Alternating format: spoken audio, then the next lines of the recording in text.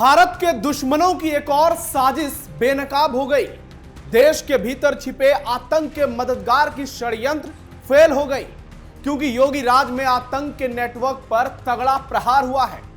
लखनऊ की special NIA court ने आतंकी संगठन आईएसआईएस के आतंकी और भारत के गद्दार राकिब इमाम अंसारी पर बड़ा फैसला सुनाया है, जिसके बाद भारत के गद्दारों के होश उड़ गए हैं और गद्दार गैंग में खलबली मच गई है। सबसे चौंकाने वाली बात यह है कि आरोपी ने जज के सामने खुद अपना गुनाह कबूल कर लिया। नमस्कार, थर्ड आई देख रहे हैं आप। मैं हूं नवेंदु और आज के इस वीडियो में आपको बताऊंगा कैसे एक एक करके भारत के गद्दारों पर तगड़ा एक्शन देखने को मिल रहा है और इसी कड़ी में एनआईए कोर्ट ने आतंकी को कड़ी सजा सुनाई है। गद्दारों पर फिर तगड़ा एक्शन, आतंकी राकिब को 5 साल की कैद। एनआईए कोर्ट के फैसले से खलबली, योगी राज में नहीं बचेगा आतंकी। लखनऊ की स्पेशल एनआईए कोर्ट ने एक ऐसा फैसला सुनाया जिसने एक बार फिर देश की सुरक्षा में सेंधमारी करने वाले आतंकी नेटवर्क की कमर तोड़ दी और गद्दारों को लेकर कई सवाल फिर से खड़े कर दिए, गद्दारों को बेनकाब कर दिया। एनआईए कोर्ट ने आतंकी संगठन आईएसआईएस की मदद करने के मामले में दोषी राकिब इमाम अंसारी को 5 साल की कठोर कारावास की सजा सुनाई है। इसके साथ ही उस पर 6000 रुपए का जुर्माना भी लगाया गया है। इस मामले की सबसे अहम बात यह रही कि सुनवाई के दौरान ही आतंकी राकिब इमाम अंसारी ने खुद कोर्ट में जज के सामने अपना गुनाह स्वीकार कर लिया। गुनाह कबूल करने के बाद स्पेशल जज उमाकांत जिंदल ने सजा सुनाई। जांच एजेंसियों के मुताबिक यह मामला केवल एक व्यक्ति तक सीमित नहीं है, बल्कि प्रतिबंधित आतंकी संगठन के नए लोगों को जोड़ने, उनकी सोच को फैलाने और भारत के खिलाफ काम करने की कोशिशों से जुड़ा था। अभियोजन पक्ष ने कोर्ट में कई डॉक्यूमेंट्स, डिजिटल प्रूफ और गवाह पेश किए, जिनके आधार पर मामला मजबूत माना गया। उत्तर प्रदेश एटीएस लंबे समय से इस नेटवर्क की जांच कर रही थी।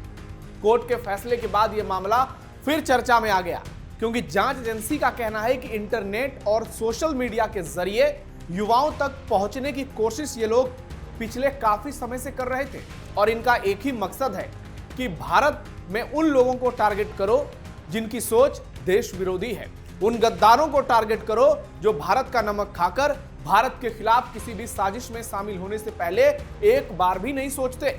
और ऐसे एक नहीं, हमारे देश में ऐसे लाखों गद्दार हैं और इसलिए ये आतंकी संगठन के दुलारे बनते जा रहे हैं। लेकिन ये भूल रहे हैं कि ये योगी और मोदी राज है, यहां इनकी दाल गलने वाली नहीं है। चाहे कितनी भी बड़ी साजिश में ये शामिल क्यों ना हो, इन पर एक्शन ऐसा होगा कि इनकी पोल खुल जाएगी। भारत के खिलाफ बड़ी साजिश कर रहा था राकिब अंसारी। अब आपको बताते हैं कि इस मामले की शुरुआत यूपी से नहीं बल्कि महाराष्ट्र से हुई। जी हां, मुंबई से इस मामले की शुरुआत हुई थी। मुंबई के काला चौकी थाने में दर्ज एक मामले की जांच के दौरान पुलिस को शहनवाज और रिजवान अली नाम के 2 फरार आरोपियों के बारे में सूचना मिली। जांच में सामने आया कि दोनों आतंकी संगठन आईएसआईएस से जुड़े हुए थे और देश में बड़ी साजिश की तैयारी कर रहे थे। इसके बाद अलग अलग एजेंसियों ने मिलकर उनकी गतिविधियों की जांच शुरू की। जांच का दायरा बढ़ने पर कई नए नाम सामने आए। उत्तर प्रदेश एटीएस ने भी इस मामले में अपनी जांच तेज कर दी। 3 नवंबर 2023 को अलीगढ़ के दारोगा मोहम्मद अकरम ने लखनऊ के गोमती नगर स्थित एटीएस थाने में इस मामले से जुड़ी एफआईआर दर्ज कराई। इसी रिपोर्ट के आधार पर जांच आगे बढ़ी और फिर बहुत सारे खुलासे हुए। कई लोगों की भूमिका की इसमें पड़ताल की गई। जांच के दौरान mobile phone, electronic devices, online talking, chat और दूसरे टेक्निकल रिकॉर्ड्स को भी जांचा गया और इसी कड़ी में राकिब इमाम अंसारी का नाम बेनकाब हो गया। एजेंसियों का कहना था कि वो उन लोगों के संपर्क में था जो प्रतिबंधित आतंकी संगठन से जुड़े बताए गए थे। जो लोग देश विरोधी गतिविधियों में शामिल होते हैं वो आतंकी ही हैं। इसके लिए किसी के खून करने की जरूरत नहीं है। वो भारत विरोधी साजिश में हैं, मतलब वो आतंकी है। इसके बाद उससे पूछताछ हुई, सबूत जुटाए गए और मामला कोर्ट तक पहुंच गया। लंबे समय तक चली कानूनी प्रक्रिया के बाद आखिरकार एनआईए की स्पेशल कोर्ट ने अपना फैसला सुनाया और दोषी अंसारी को 5 साल की सजा का फैसला उस पर सुना दिया गया और अब ये जेल से जहन्नुम पहुंच जाएगा, वहां से रास्ता इसका तैयार होना शुरू हो जाएगा, उसकी जिंदगी बर्बाद हो जाएगी। और भारत विरोधी साजिश जिसके लिए ये अपने ईमान धर्म तक को बेच चुका था, अब सोचिए इसकी क्या स्थिति होगी। आतंकियों का एएमयू से कनेक्शन, खुल गई पोल। जांच के दौरान एक और पहलू सामने आया जिसने इस मामले को और गंभीर बना दिया, संवेदनशील बना दिया। जांच एजेंसियों के मुताबिक शहनवाज और रिजवान अली का लिंक अलीगढ़ मुस्लिम यूनिवर्सिटी से था। जांच में यह भी सामने आया कि रिजवान अशरफ यूनिवर्सिटी का छात्र नहीं था, लेकिन वो वहां आने जाने वाले कुछ लोगों के संपर्क में था। आरोप है कि वो प्रतिबंधित संगठन की सोच और विचारों को फैलाने की कोशिश में जी जान लगा रहा था, नए लोगों को अपने साथ जोड़ रहा था। और इस पूरे मामले में राकिब इमाम अंसारी ने कोर्ट में अपना अपराध स्वीकार किया। उसने बताया कि कैसे वो इतनी बड़ी बड़ी साजिशें रचता था, जिसके बाद कोर्ट ने उसे दोषी करार दिया और सजा का ऐलान कर दिया। सुरक्षा एजेंसियों का कहना है कि ऐसे मामलों में लोगों को सतर्क रहने की जरूरत है, क्योंकि कई बार सोशल मीडिया, मैसेजिंग ऐप और ऑनलाइन प्लेटफॉर्म के जरिए युवाओं को गुमराह करने की कोशिश की जाती है। इसलिए किसी भी संदिग्ध गतिविधि की जानकारी समय पर पुलिस या सुरक्षा एजेंसियों को देना बेहद जरूरी है। कोर्ट का यह फैसला इस बात का भी मैसेज माना जा रहा है कि देश विरोधी गतिविधियों और प्रतिबंधित आतंकी संगठनों की मदद करने वालों के खिलाफ कानून सख्ती से कार्रवाई करता है, उसको किसी हाल में छोड़ा नहीं जाता है। और वो देखने को मिला। एएमयू अलीगढ़ मुस्लिम यूनिवर्सिटी अक्सर सवालों के घेरे में रहता है। अलीगढ़ मुस्लिम यूनिवर्सिटी का नाम समय समय पर कुछ सुरक्षा और आतंकवाद से जुड़े मामलों की जांच के दौरान चर्चा में आता है। कुछ मामलों में जांच एजेंसियों ने ऐसे व्यक्तियों से पूछताछ की, उस पर एक्शन लिया जिसका संबंध सीधे एएमयू से जुड़ा निकला। एएमयू के हॉस्टल में कई बार पिस्टल मिल जाते हैं, एएमयू के कैंपस में देश विरोधी नारे लग जाते हैं और कई बार आतंकियों के तार इनसे जुड़े होने के बड़े बड़े दावे भी सामने आते हैं।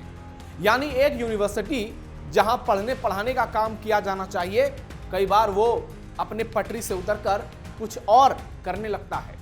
और वहां पढ़ने वाले बहुत सारे ऐसे लोग हैं जो एएमयू में रहकर देश के खिलाफ बड़ी बड़ी साजिशें रचते हैं। ऐसे में लोगों का कहना है कि इस यूनिवर्सिटी पर ही ताला लगा दिया जाए।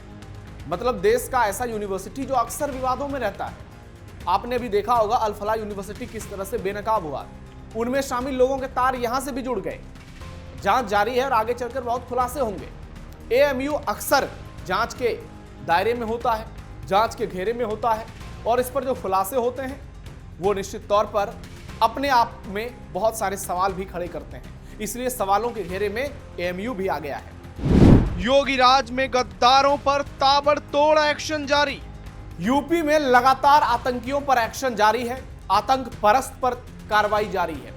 पिछले कुछ दिनों में गाजियाबाद, हापुड़, लखनऊ और दूसरे इलाकों में सुरक्षा एजेंसियों ने देश विरोधियों को न सिर्फ बेनकाब किया बल्कि जबरन एक्शन भी लिया है, जबरदस्त एक्शन लिया है। कहीं जासूसी के आरोपों में गिरफ्तारी हुई, कहीं आतंकी संगठनों से जुड़े लोगों पर शिकंजा कसा गया, तो कहीं कट्टरपंथी नेटवर्क की जांच आगे बढ़ी। योगी सरकार की नीति साफ है, देश की सुरक्षा से समझौता नहीं होगा और कानून के खिलाफ काम करने वाले किसी भी व्यक्ति को बख्शा नहीं जाएगा।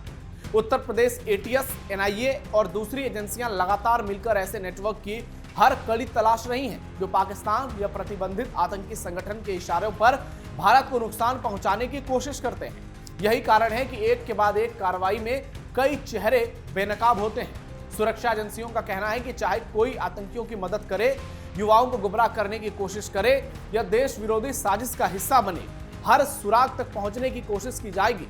संदेश बिल्कुल साफ है, जो भी भारत के खिलाफ काम करने वालों के लिए काम करेगा वो बचेगा नहीं, क्योंकि ये सरकार योगी आदित्यनाथ की है और यूपी में सुरक्षा का वातावरण तभी हुआ है जब यूपी का विकास हुआ है और यूपी का विकास तब हुआ है जब यूपी में सुरक्षा का वातावरण हुआ है। और ये सुरक्षा तभी संभव है जब ऐसे गद्दारों पर एक्शन होता है। हाल के दिनों में पूरे भारत में आतंक के खिलाफ जोरदार एक्शन देखने को मिला है, चाहे बात राजस्थान की हो, गुजरात की हो, जम्मू कश्मीर की हो। भारत ने कई पाक आतंकियों को न सिर्फ बेनकाब किया है बल्कि चार्जशीट में उनका नाम शामिल किया है। चाहे पहलगाम हमले की बात करें, हाफिज सईद पर बड़ा एक्शन देखने को मिला है। कई लोगों को व्यक्तिगत आतंकवादी के तौर पर घोषित किया गया है। तो एक एक करके लगातार एक्शन देखने को मिल रहा है और यही बता रहा है कि आज के दौर में भारत आतंक के सामने या फिर आतंक के नेटवर्क के सामने किसी हाल में झुकेगा नहीं। और उत्तर प्रदेश में जिस तरीके से एक्शन देखने को मिल रहा है, योगी सरकार लगातार पुलिस के साथ मिलकर बड़े एक्शन ले रही है, ताबड़तोड़ कार्रवाई कर रही है। आने वाले दिनों में बहुत सारे आतंकी फिर से बेनकाब होंगे। हालांकि एनआईए कोर्ट के एक फैसले ने इन लोगों में संदेश जरूर दे दिया है कि अगर भारत के खिलाफ साजिशें रचोगे, भारत के खिलाफ बड़ी बड़ी घटनाओं में शामिल होगे, देश विरोधी गतिविधियों में खुद को संलिप्त करोगे, तो उसका अंजाम काफी बुरा होगा। और पिछले कुछ दिनों में जो एक्शन नजर आए हैं, उसने इन तमाम चीजों पर एक क्लियर मैसेज दे दिया है कि जो लोग भारत में रहकर, भारत का नमक खाकर भारत के खिलाफ बड़ी बड़ी साजिशें रचेंगे, वो कहीं से बच नहीं पाएंगे। और उत्तर प्रदेश में तो स्थिति और ज्यादा आतंकियों के लिए खतरनाक है, क्योंकि सत्ता में योगी आदित्यनाथ है। आपकी राय क्या है, कमेंट बॉक्स में बताइए। हमारे वीडियो को लाइक शेयर कीजिए। फिलहाल के लिए इतना ही, धन्यवाद।